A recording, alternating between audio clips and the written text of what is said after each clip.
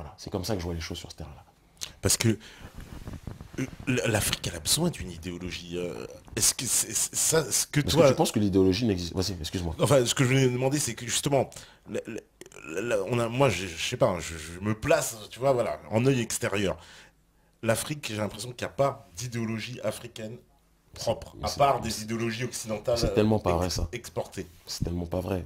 Moi, je Alors t'encourage... c'est quoi l'idéologie? Mais il faut étudier ce que les Amadou Mpateba, ce dont ils parlent. Il faut étudier ce que les Charanta ont écrit. Il faut étudier ce que les Ruben Oumniobé ont laissé. Il faut étudier ce que les Cabral ont laissé. Le conscientisme de Nkrumah, le socialisme, entre guillemets, africain, endogène africain de Julius Nyerere, sont des choses qui existent. C'est pour ça que je dis qu'il faut vraiment que, dans la dissidence franco-française, que les gens commencent à étudier réellement les écrits qu'il y a chez nous, parce que ça existe. De loin, on a l'impression que l'Afrique, c'est Koh Lanta. C'est plus complexe que Koh Lanta, frère. Il y a des ouvrages qui sont... Moi, je t'encourage à lire la déclaration d'Arusha de Julius Nyerere. Tu vas voir que le socialisme, on n'a pas besoin de François Mitterrand ou de François Hollande pour savoir c'est quoi le socialisme. Le marxisme chez nous, de manière ontologique même, le marxisme chez nous existe avant que Marx même soit venu à l'existence, parce qu'on vivait en communauté, et le partage était une priorité. Il n'y avait pas de développement de l'un au détriment des autres, c'était le développement du groupe ou le développement de personnes. Donc on a toutes ces idéologies qui sont en nous, qui sont insérées dans le paradigme. C'est juste des choses que le capitalisme moderne essaye d'asphyxier. D'asphyxier, on les a oubliés. On les relègue dans les bibliothèques, et puis après, celui qui doit nourrir sa famille, il n'a pas forcément le temps d'aller en bibliothèque, mais ce sont des choses qui existent. Et c'est pas un débat d'intellectuel, ça. Pourquoi ça trouve pas son application alors? Pas vrai, il y en a plein qui... Dans la société... Non, attention, dans quel pays? Je vais prendre l'exemple du Bénin. Oui. Il y a ce qu'on appelle le centre Songhai. On parlait de Pierre Rabhi. Pierre Rabhi fait quelque chose d'extraordinaire. Mais le centre Songhai fait exactement la même chose en ce qui concerne la repropriation de la terre. La sphère Dja font exactement la même chose. On peut en citer pléthore de gens qui ne sont plus dans la logique simplement des livres, mais qui sont dans une logique de pratique, de mise en pratique. Dans la société civile, ça existe à bon nombre d'endroits. Il ne faut pas qu'on se limite dans l'analyse de l'Afrique à la vision, la perception que les médias dominants donnent de ce continent. Et c'est pour ça que j'invite vraiment les gens à aller quotidiennement, le plus possible, même s'ils n'y vivent pas, mais au moins sur le terrain, voir comment les choses se déroulent là-bas. C'est important. Alors, il y a encore plein de questions. On demande... Il est quelle heure là? Parce que... on a encore 10 minutes. On a une bonne dizaine de minutes. Okay. Pour ça, j'en profite encore. On n'a pas fait de pause, hein, vous comprendrez bien, parce que comme tu devais partir, je me suis dit, bon, les pauses, on laisse tomber. Alors, on dit, bonsoir Kémy Séba, je vous écoute depuis plus d'une heure et je me rends compte que vous prenez pour exemple Bouddha, que vous nous expliquez maintenant que votre problème n'est pas la franc-maçonnerie qui, d'après vous, je comprends, a été dévoyée, donc... Ah non, j'ai jamais dit ça, voilà. Mais il comprend en travers. Là. Vous parlez d'un marionnettisme et vous ne le nommez pas. Vous critiquez parfois les juifs. Pensez-vous que le judaïsme est un problème? Non mais... C'est Hakim STV, de Street TV. Ouais, mais c'est pas... C'est-à-dire que le frère, il faut qu'il comprenne ce que j'ai... J'ai jamais dit que la franc-maçonnerie n'était pas le problème. J'ai dit que j'ai analysé comment la franc-maçonnerie domine. Voilà. La franc-maçonnerie est à combattre. Et j'encourage les gens à lire dans mon ouvrage. Il y a un chapitre qui est lié à cette question où je parle et je décompose, comme très peu ont pu le faire sur la question africaine, la manière dont la franc-maçonnerie a pu se déployer. Donc c'est un problème. Mais j'explique comment ils ont réussi à dominer. D'accord? Maintenant, après, c'est quoi la suite de la question? On dit, voilà, vous parlez d'un marionnettisme, mais vous ne le nommez pas.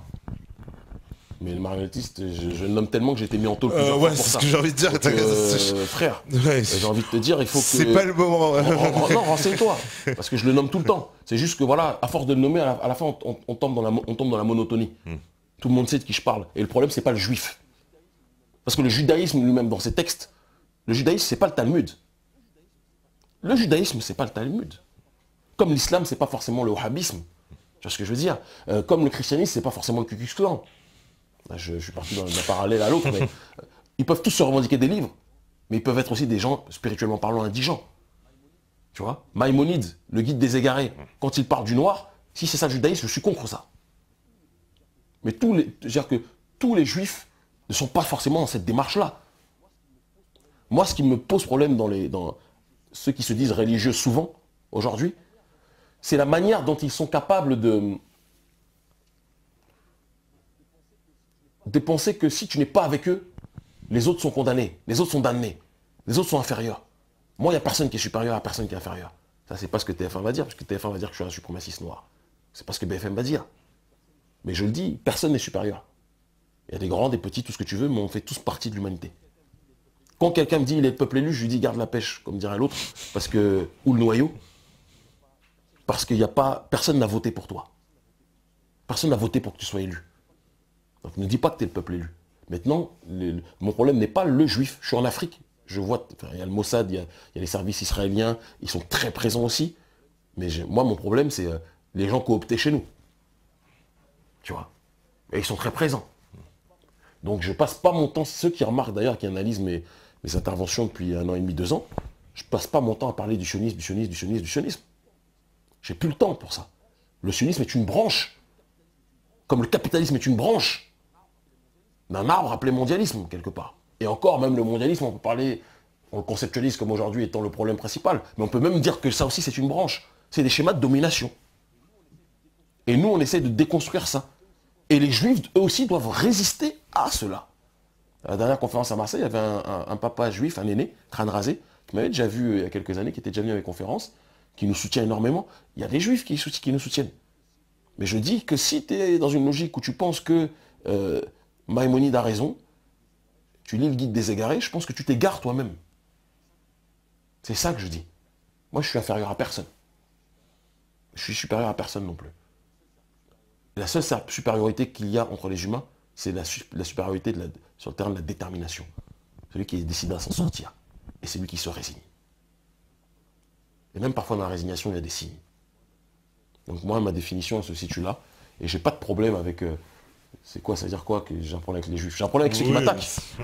Ceux qui m'attaquent, j'ai un problème avec eux. J'ai un problème avec le CRIF. C'est les sionistes finalement, plus que les juifs. Ouais, exactement. Mais même sionistes, voilà. Ça aussi, c'est plus complexe que c'est... Tu vois, j'essaie maintenant, ces dernières années, de prendre une distance par rapport aux termes, aux vocables, parce que ça devient des slogans publicitaires qui ne renvoient pas forcément quelque chose de précis. Tu vois, c'est beaucoup plus complexe que ça. Une question, le Zion de Bob Marley, c'est pas le Sion d'Ariel Sharon. Ah non, c'est pas le même. Ouais. Donc à pas confondre. Ils essaient de le mettre dans le même paquet, souvent. C'est plus complexe que ça. Un peu comme tu as vu ce DJ camerounais qui est parti en Israël faire un reportage pour faire jouer les louanges d'Israël. Mais ça m'étonne pas, c'est un courant. Ça aussi, c'est quelque chose qui existe beaucoup. Simone Gbagbo, la femme de Laurent Gbagbo, là, moi j'ai un grand désaccord avec ça. Elle est hystériquement proche d'Israël. Tu vois, dans sa dimension évangéliste, etc. Pourtant, tu peux être évangéliste sans être pro-israélien, etc. Tu vois, et ne pas confondre l'Israël céleste et l'Israël que les autres ont pris. Et d'ailleurs, ils n'ont pas respecté les écrits. Parce que dans les écrits, il est dit qu'il faut attendre que le Messie arrive pour avoir son propre Israël. Eux, ils n'ont pas attendu le Messie, ils ont volé les terres. Donc, même celui qui analyse, normalement, sait que, comme disait Jésus, on n'est pas dans la synagogue céleste, on est dans la synagogue de Satan. Pour ceux qui doivent comprendre. Quand on parle d'Israël qui est dans une logique d'occupation.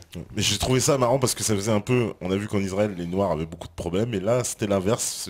C'était quand même un Noir qui nous expliquait que c'était super. Il y en a. C'était la belle vie en Israël pour les Noirs, mais bon, je vais bien croire. Alors, on me dit aussi, c'est vrai, une question intéressante. Quel rapport souhaiterait-il avec une France qui aurait renversé son oligarchie et repris son destin en main? C'est le même rapport que je peux avoir avec l'Iran, avec le Venezuela aujourd'hui. Il n'y aura pas un rapport particulier avec la France quand même, tu penses? Non, ça sera le même. Je pense qu'il faut qu'on... Enfin si, je parle français. Voilà, c'est pour ça que on a les liens des familles, on veut pas se mentir. Mais il y a une complexité qui est due au fait qu'il y a eu beaucoup de rapports de domination entre l'oligarchie, les uns, voilà, et nous autres. Et moi, je rêve d'avoir avec la France, avec les résistants français, qu'ils soient d'extrême gauche, d'extrême droite ou autres, mais qui comprennent la nécessité de résister. Ce sera des rapports de camaraderie et de fraternité. Parce qu'on a le même ennemi, parce qu'on sait où le problème se situe. Et on sait qu'on ne doit plus être dans des schémas de domination des uns vis-à-vis des autres. Le respect ne doit pas être unilatéral, il doit être synalagmatique. Ça doit être un échange. Maintenant, c'est ce que d'ailleurs j'essaye de faire quand je parle avec des dissidents français. C'est ce que j'essaye de faire. Tu vois ce que je veux dire? C'est pour ça que je parle avec des gens de différentes mouvances. Je parle avec des altermondialistes français, qui eux peuvent être dans leur schéma, des anticapitalistes français. Je vais parler avec des gens de R. Oui, tu parles avec tout le monde. Tu parles avec le Parti Solidaire Français, avec Thomas Vernet, avec tout le monde. Enfin, il s'appelle plus Parti Solidaire Français, je crois, maintenant. Je sais plus. Bon, je vais pas sortir un truc, parce que je pourrais sortir un scoop par rapport à ce dernier, qui ferait comprendre pourquoi On est dans une démarche où c'est quelqu'un qui, pour moi, a plus compris le système que ce qu'il veut faire croire. C'est quelqu'un de plus profond que les caricatures dans lesquelles il est trompé. Il est très mal entouré. Mais on a le même rapport à Dieu. Ceux qui doivent comprendre comprendront par la suite, d'ici quelques temps. Quand il aura décidé de faire son coming out sur certains sujets. Et moi, j'ai pas de limite. D'extrême gauche à extrême droite, au centre, tout ce que tu veux.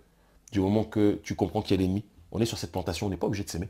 C'est pas Jack Abbott et Nicky Abbott. Jack Abbott, ouais, voilà, bref. Et c'est pas les uns et les autres.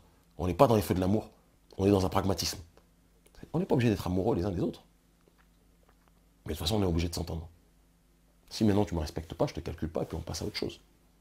C'est ce que j'ai dit, c'est ce que je dis globalement à la dissidence. D'ailleurs, ceux qui respectent, on avance, ceux qui ne respectent pas, on n'avance pas. Mais de toute façon, moi, je suis dans une démarche de me dire, c'est quoi, c'est nécessaire aujourd'hui que plus que jamais, j'avance dans le schéma comme je l'ai toujours fait, qui est le mien, le sérail panafricain. Et je donne la main quand je vais... j'ai plus le temps avec les histoires des dissidences franco-françaises. Je voyage en Iran, je vais avec les Vénézuéliens, je vais avec l'année prochaine, il y aura les Russes certainement, et autres. On se donne la main. Pourtant, je sais très bien qu'en Russie, la négrophobie, elle est énorme. Oui, ils ont peur des Noirs, il paraît. Mais il n'y a pas de problème. Vous n'avez qu'à ne pas aimer les Noirs. Juste, on collabore sur ce qui peut faire en sorte qu'on avance. Les Iraniens, ce ne sont pas non plus des négrophiles. Il n'y a pas de négrophiles. Et comme dirait Fanon, je me méfie autant des négrophiles que des négrophobes. Tu vois, respecte les gens pour ce qu'ils sont et pas parce qu'ils sont nègres ou autres. C'est aussi une nuance. Je donne la main à ceux auxquels je dois donner la main. Ceux qui sont dans la même barque que nous, qui sont traités comme des nègres par le nouvel ordre mondial aujourd'hui, par les tenants du nouvel ordre mondial, on avance et on essaye de construire. Et c'est comme ça qu'on s'en sortira. Mais c'est quoi, tu crois qu'il nous faudrait quoi? Il faudrait un Chavez en Afrique, un mec qui arrive, qui... Il y a déjà eu un Chavez en Afrique, c'était Sankara. C'était Sankara un peu, voilà. Lumumba, qui est un Chavez pour moi, voilà. Et il y a eu Oumniobé, il y a eu Cabral. Mais un Chavez qui arrive à se maintenir, on va dire. Un Chavez, c'est pas maintenu, il est mort du cancer. C'est pas un cancer qui est sorti de son cœur, hein, tu vois, de son corps. Donc, je te taquine comme ça. Mais, non, moi, je crois pas à l'histoire des hommes providentiels. Ouais. Et je dis d'ailleurs toujours, même à ceux qui nous considèrent comme nombreux sympathisants qui parfois disent des choses exagérées sur nous, je dis toujours à mon équipe, à mon staff, bloque quand ça va trop loin, même dans l'adoration ou autre. Parce que l'homme providentiel, on a vu que ça ne marche pas. C'est pas ça le système. C'est pas ça qui doit être la réalité. Et c'est ce que je disais à Marseille, c'est ce que je dis à Bruxelles et partout ailleurs, même à Paris, ou à Dakar, ou à Cotonou ou autre. Je dis toujours, le peuple doit être le messie de sa propre destinée. Arrêtez d'attendre un messie qui tombe du ciel. Il faut que chaque individu prenne ses responsabilités. On est une équipe. On n'est pas 11, on est des milliards. Donc agissons en tant qu'équipe. Et le latéral gauche comme le latéral droit. Le latéral pas à la Sagnole, mais comprenne qui pourra. Mais le libéraux, le milieu défensif, le milieu offensif. Chacun doit jouer son rôle. Moi, je refuse d'être, je dis toujours, ça déplaît, beaucoup de frères me disent souvent, arrête de dire t'es pas le leader, t'as des dizaines de milliers de gens qui te suivent, etc. Tu peux pas dire t'es pas le leader. Non, je suis le leader que de moi-même. Je suis chef de ma famille. C'est déjà une responsabilité. Ouais, tu refuses l'idolâtrie. Ça sert à rien. Ouais. Je sais que certains, beaucoup dans la dite dissidence, se confortent dans ça. C'est pas ma démarche. En Afrique, on risque de te voir comme un leader. Non, mais arrive, on va te voir. Je vais pas te mentir que c'est... C'est déjà le cas, voilà, j'imagine. C'est déjà le cas, je t'encourage juste à avoir bien sûr, tu verras, mais ça ne règle aucun problème d'être dans cette démarche-là. C'est pour ça les gens, je te dis, cette mode-là maintenant, j'étais traumatisé ces dernières années, quand j'ai vu le basculement et l'augmentation de notre audience, on est passé rapidement de quelques milliers de gens qui nous suivaient à des dizaines de milliers qui commençaient, j'ai vu concrètement, de manière palpable, les choses se manifester. Et je refuse les gens qui dans la rue, Camille, c'est ridicule. Quand je dis ça, c'est pas dire que je n'aime pas ceux qui le font. C'est mes frères et sœurs. De couleur ou de douleur, je le dirai jamais assez. Mais c'est à la fin du bal qu'on paye les musiciens. Et on n'a rien gagné là. On est en train de construire. Donc qu'on revienne tous à cette logique où on s'écoute, on se parle. Le clochard dans la rue, il peut te donner des enseignements. Le fou, celui que tu dis fou, à l'hôpital psychiatrique, il peut te donner des enseignements. Tu vois ? Donc c'est ce à quoi on doit réfléchir. Alors, je vois un petit peu les dernières questions. Je vois un mec, un qui... troll qui me dit en dehors de la dialectique, c'est quoi le projet précis? Je Ah, t'encourage à te renseigner en Afrique. mais c'est même pas ta TV, c'est un troll. Ouais, mais moi j'aime bien détroller les trolls. Et je lui dis juste, je l'encourage à voir concrètement ce que je fais, qu'ils viennent avec moi une semaine. Voir sur le continent africain en termes de développement par rapport aux enfants. Que ce soit par rapport à la logique de la réappropriation de la terre. Que ce soit par rapport à mes liens au Bénin avec la sphère Dja et autres, ou le développement d'éco-villages. Ce qu'on est en train de faire. Qu'ils viennent un peu. Voir ce qu'on fait sur le terrain. Les gens partent dans leur confort avec leur bucket KFC et viennent me raconter en dehors de la dialectique c'est quoi le projet précis. Qu'ils viennent regarder. Parce que les gens, je crois, le clavier ça donne des forces des fois. Mais le réel, ça fait perdre du poids. Tu vois. Donc je l'encourage à venir voir. C'est pas mal, je ressentirai celui-là. Alors, je comprends pas les levées de boucliers pour les Blancs en Afrique aux Antilles. C'est quoi la peur d'un retour de flamme? Les Noirs ont raison de se retourner contre les Blancs. Je comprends pas pourquoi il me dit ça. Je comprends. Le lever de bouclier pour les Blancs en Afrique. Ah bon? Non, tu t'es pas opposé. Tu as dit que les Blancs vivent entre eux, c'est tout. Écoute, les Blancs vivent entre eux. À Sali, ils prennent des petites, souvent de 17 ans, quand ils sont en 60. Mais ça, c'est théorie sexuelle, c'est économique, c'est pas racial. Même si ça revêt une connotation raciale. Il y a des Blancs qui se donnent, j'en connais. Pour contribuer au développement aussi du continent. Il faut le dire. Il ne faut pas non plus être... La seule chose que je dis, c'est que je refuserai toujours que le Blanc donne le tempo dans la manière dont l'Africain doit se comporter. Ceux qui veulent nous soutenir le peuvent. Mais ils ne vont pas conduire la voiture. Ça, c'est clair et net. Ça, c'est clair et net. L'Africain au XXIe siècle, ce ne sera pas ça son projet. Et si ça peut l'être dans certains endroits, ça ne sera pas dans la globalité. Non mais le Blanc il est un peu trop conduit aussi. Il est temps qu'il laisse la place de chauffeur, j'ai envie de dire. On ne lui laissera pas le choix. Ouais. Oui, parce qu'il va falloir le braquer. Et il paiera le ticket. Parce que pour quand monter même, dans le bus. Il y a un fond, et ça je sais que toi, tu vas être d'accord avec ça, mais cette fameuse liberté africaine, cette fameuse indépendance africaine, une indépendance viciée. Elle s'obtiendra que par la force. Bien sûr, clairement. Mais bien sûr, mais après la force c'est un processus. Oui, voilà. Et la force c'est un processus. La force, c'est comme un arbre avec plusieurs branches, tu vois. Il faut que différents secteurs d'activité soient opérationnels. Si c'est que la force physique, on l'a vu les révoltes, ça ne résout rien. Ça résout rien. Tu vois. Si c'est que la force idéologique et qu'il n'y a que des idéologues de salon mais qui ne mêlent pas le terrain à la théorie, ça ne résoudra rien non plus. Donc ça doit être une synthèse de toutes les branches, tu vois. Et pour vivre dans la société civile au quotidien, en Afrique, je peux te dire que c'est en train de prendre forme tout ça. Et c'est pour ça que les ONG mondialistes viennent comme jamais auparavant. Elles n'ont jamais été aussi présentes qu'actuellement sur le continent africain. C'est pas un hasard. Tu vois. C'est pour contrer, toi, tu parce qu'elles savent, mais bien sûr, et il y a un rapport prospectif dont je parle dans Black Nihilisme, et qui a été repris par Jeune Afrique aussi, où il y a une note des services français qui parle de l'inquiétude qu'ils ont. Je reviens toujours. Et ce que les services français disent, les services américains le disent aussi, cette inquiétude qu'ils ont de voir les Africains reprendre leur propre destinée, se réapproprier leur propre patrimoine, politique, culturel et autres, monter des sentiments patriotiques ou de fierté continentale. C'est une inquiétude qu'ils ont. Et envoyer les ONG pour nous remplir le ventre. On dit, il y a un slogan qui dit nègre, ventre plein, nègre content. C'est un slogan qui nous ont, et malheureusement qui marche dans beaucoup de cas. C'est un slogan qu'ils ont propagé qui marche dans beaucoup de cas. Mais aujourd'hui, il y a des gens qui sont prêts à jeûner. Qui sont plus dans la logique du ventre plein, nègre content. Il y en a qui sont prêts à jeûner, j'en connais beaucoup. J'en connais énormément. Énormément. Et ça va continuer. C'est une bonne nouveauté. Hein. C'est-à-dire qu'en fait, là, tu es en train de nous expliquer qu'il y a un réveil en Afrique. Clairement, pour toi, que tu l'as identifié, il y a un réveil. Il y a un réel concret. Ouais. Mais s'il n'y avait pas de réveil, on m'aurait jeté que j'aurais pas pu accéder à là où je suis, moi. On m'aurait jamais laissé parler. Puisqu'ici, on veut nous caricaturer en disant qu'on est ostracisé, on part toujours de groupuscules, alors qu'il y a des milliers de gens qui nous suivent, etc. Si le réveil n'était pas présent dans différentes sphères, et pas qu'à la base, mais on ne pourrait même pas parler. Il faut qu'on soit très clair. Mais aujourd'hui, il y a des rebelles dans des secteurs d'activité que tu ne peux même pas imaginer. Il y a des rebelles. Mais certains n'ont pas forcément le courage de parler. Il faut qu'il y en ait qui aient le courage de parler, qui puissent être des détonateurs. Je ne suis pas le seul. J'en fais partie, il y en a d'autres. Mais les choses sont en train de changer, Ça bouge, à bien sûr. grands pas. Ah ouais, c'est pas BFM ou un œil sur l'Afrique de France 2 du feu Benoît Duquesne.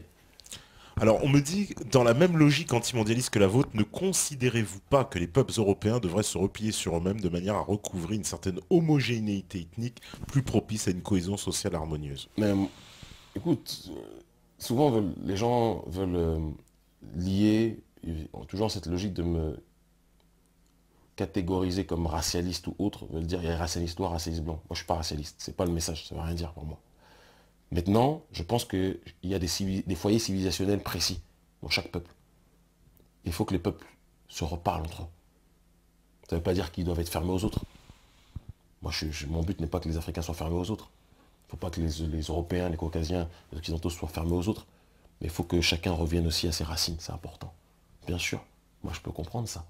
Après, je me méfie parce qu'il y a toujours un schéma de domination chez certains, pas chez tous, mais chez certains, dans la mouvance, qu'elle soit identitaire, patriote ou autre, il y a les relais et les relents de la colonisation qui sont encore une fois présentes. Une vision parfois suprémaciste, contre laquelle il faut lutter, contre laquelle eux-mêmes doivent lutter. Ils doivent lutter contre leurs propres démons. Parce que ça, c'est leur problème, c'est pas notre responsabilité. Mais moi, je comprends parfaitement que des Français, moi, la montée du patriotisme, a fortiori en temps de crise, c'est pas quelque chose qui me surprend. Ça ne veut pas dire que je tolère le FN, j'en ai strictement rien à cirer du Front National. Marine Le Pen me fait pitié. Tu vois, elle me fait pitié, elle s'aligne comme les Geert Wilders et comme tous les pseudo-patriotes qui s'alignent contre Israël. C'est le patriotisme toléré. Le vrai patriotisme indépendant, il est combattu. Mais je comprends que les peuples occidentaux veulent se parler. Et moi, ça ne me choque pas, je ne veux pas pleurer parce que les peuples occidentaux veulent... ils veulent être entre eux, ils veulent pas accepter... Moi, c'est pas quelque chose qui me choque. Soyez entre vous, c'est pas un problème. Il faut qu'on soit aussi entre nous. Il faut que chaque peuple se retrouve pour par la suite pouvoir se parler. C'est important. D'accord. Bah, écoute, on arrive à la fin parce que je sais qu'il y a ton taxi qui t'attend. Il est là, il est quelle heure hein il est minuit. Ah ouais, putain. Mais ça passe vite, c'est Ouais. comme ça ici, on s'aperçoit pas du temps à chaque fois. Donc, bah écoute, allez, on en reprend une petite question. Est-ce que le panafricanisme est-il compatible avec les fondements de l'islam? Ah bah tiens, ça c'est une bonne question. Alors je vais être très... Attends. Est-ce que le panafricanisme est compatible avec les fondements de l'islam? Alors qu'on parle clairement, moi là je parle politique. Les gens parlent de religion. La religion, ça concerne, en ce qui me concerne, la sphère privée. D'accord? Je ne fais pas partie des gens qui parlent de... Parce que les gens qui parlent de religion, après après ils font des trucs de dingue. Dans le privé, il faut se méfier. Moi, mon projet, il est politique. Tu as vu, il y a Itar et Ramadan. J'ai pas aimé d'ailleurs le procédé. Il y a une femme qui est partie parler sur lui, etc. Oui, voilà, oui, etc. Après, tu apprends que c'est pas halal, tout ça, comme dirait l'autre, c'est pas halal, c'est caramel. Hein, on va dire ça aussi. Tu vois, je me méfie des gens qui parlent religion. Moi, je parle du panafricanisme. Et sous l'égide du panafricanisme, il y a des chrétiens, il y a des musulmans, il y a des rastas, il y a des athées. Moi, je parle de traditionnalisme parce qu'à travers le pérennialisme, pour ceux qui doivent comprendre ce que disait René Guénon aussi, on arrive à toucher la sève du problème et la sève de la solution. Et quand on sait quel a été l'itinéraire de René Guénon, ça devrait donner une réponse à la question du monsieur, quand il voit que j'utilise justement ce paradigme-là. Donc voilà. Ok, bah écoute Kémy, merci, merci d'être venu ici. C'est moi qui te remercie. Ça fait longtemps, voilà, la première fois tu devais venir en fait le jour où effectivement tu t'es fait interpeller. Ah ouais, c'était ce jour-là? Ah oui, c'était l'émission, elle était le lendemain je crois, ou c'est ça. Ils en ont décidé autrement, mais comme on dit, l'homme fait ses plans, mais Dieu est le meilleur des planificateurs, tu vois, comme le disent les livres. Et c'est un recul qui nous a permis de mieux sauter. L'incarcération m'a absolument pas abîmé. Je le dis, il faut qu'ils sachent. Hein. On a 400 ans de marque sur le dos, entre guillemets. C'est pas 2 mois de prison qui vont nous fatiguer. Enfin, ça fait plus que 2 mois avec toutes les peines que j'ai eues. Et on continue à avancer. Et je veux vraiment que les gens, quelle que soit leur couleur de peau, comprennent que personne ne va leur donner la liberté. Il faut que chacun puisse être capable de la conquérir. Et pour cela, il faut être capable de reconquérir sa propre terre, son propre univers, son propre paradigme, ses propres valeurs. Ça ne veut pas dire revenir à l'époque de Mathusalem, mais revenir à une époque, à une étape où nous sommes dans notre monde réel, où nous avons nos propres traditions, nos propres valeurs.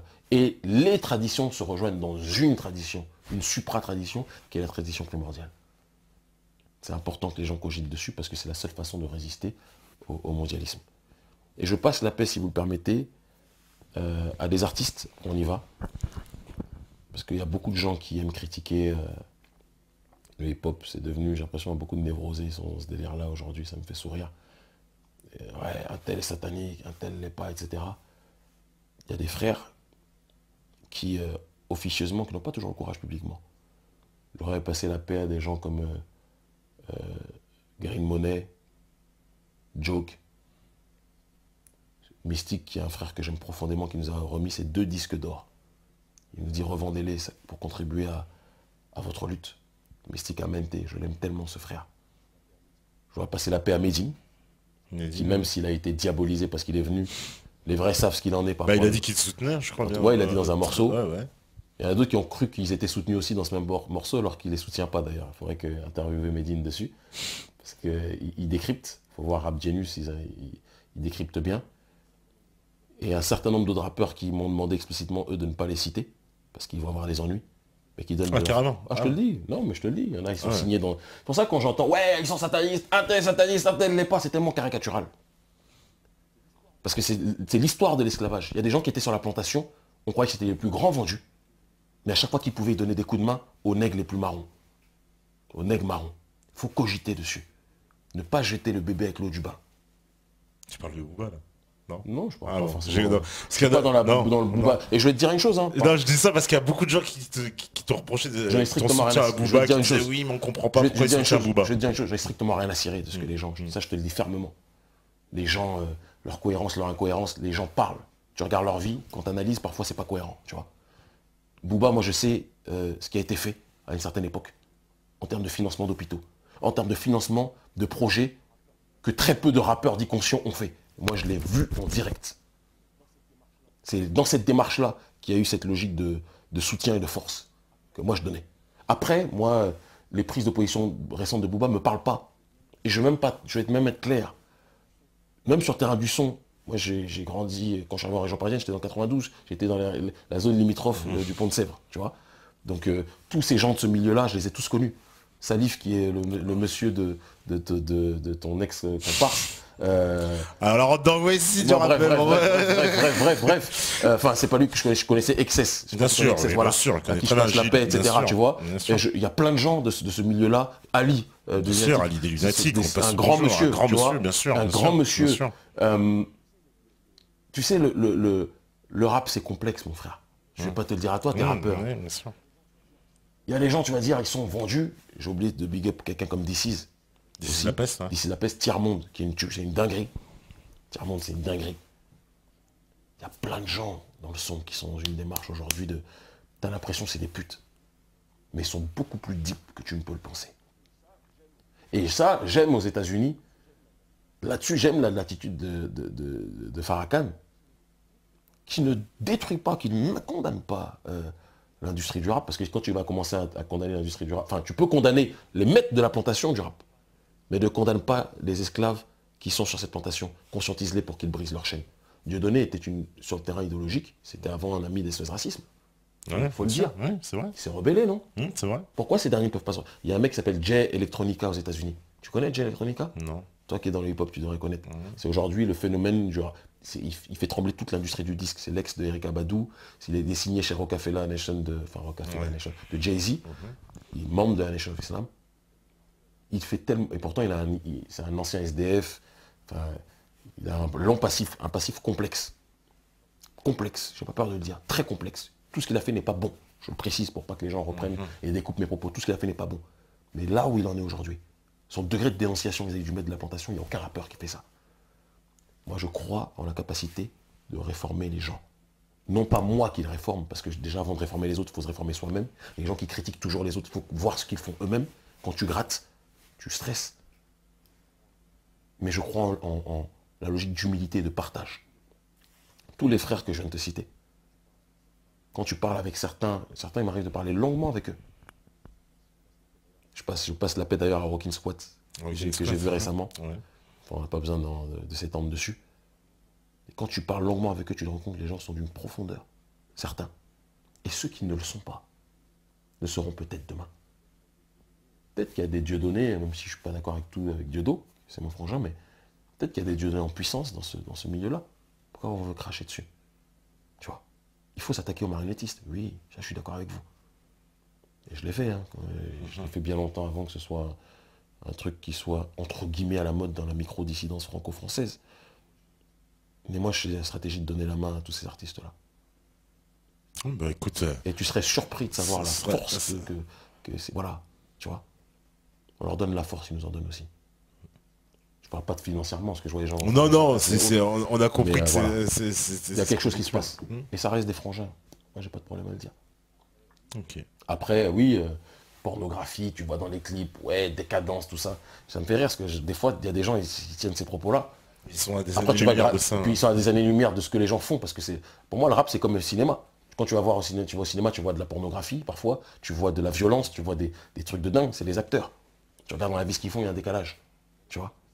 Ça ne veut pas dire que c'est bon. Mais il faut essayer d'être capable d'avoir une distance critique réelle sur cette logique-là. Déconstruire pour mieux construire.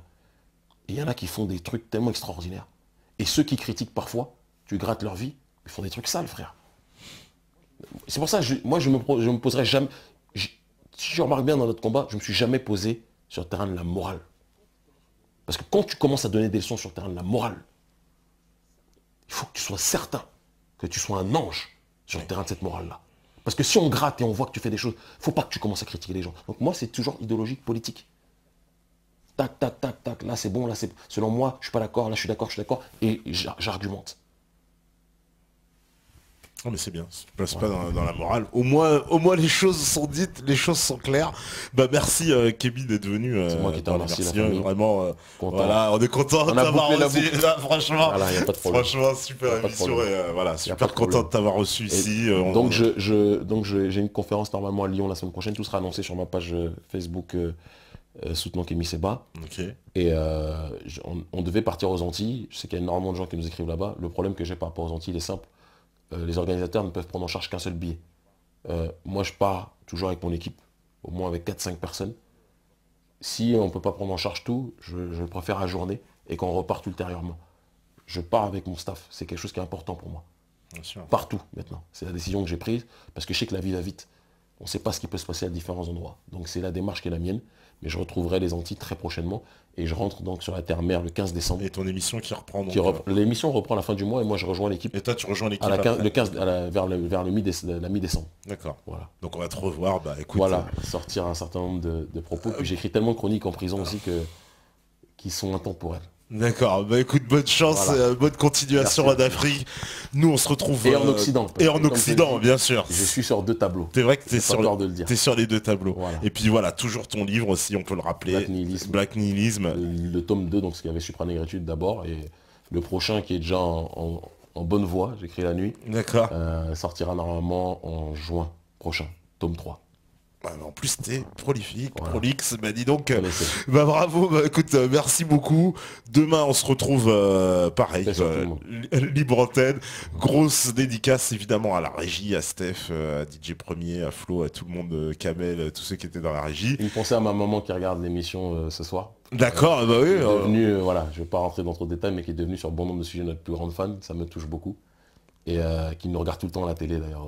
Elle a le câble, donc elle regarde tout le temps. D'accord, donc elle a pu regarder ce soir, tu penses qu'elle a... Ouais, enfin là, il est quelle heure? Il est tard un peu, mais... C'est un peu une ancienne, mais si la connexion est bonne là où elle est, je pense qu'elle a regardé, elle m'avait dit qu'elle ferait tout pour regarder, donc voilà. Dédicace à toute la famille, dédicace à nos enfants qui nous regardent, et petit roi. D'accord, bah, grosse dédicace aussi à tous les Africains, on va profiter puisqu'il y a beaucoup d'Africains qui nous regardent. Hein. On nous regarde beaucoup en Afrique, je te dis, cette émission-là a été beaucoup regardée en Afrique. Particulièrement, on a une mention spéciale aux Ivoiriens qui sont les plus nombreux à nous regarder. Les Ivoiriens sont déterminés. Voilà. Ils sont déterminés. Allez, merci beaucoup, on se retrouve demain. Allez, si vous écoutez ce message, c'est la résistance. Merci, ciao.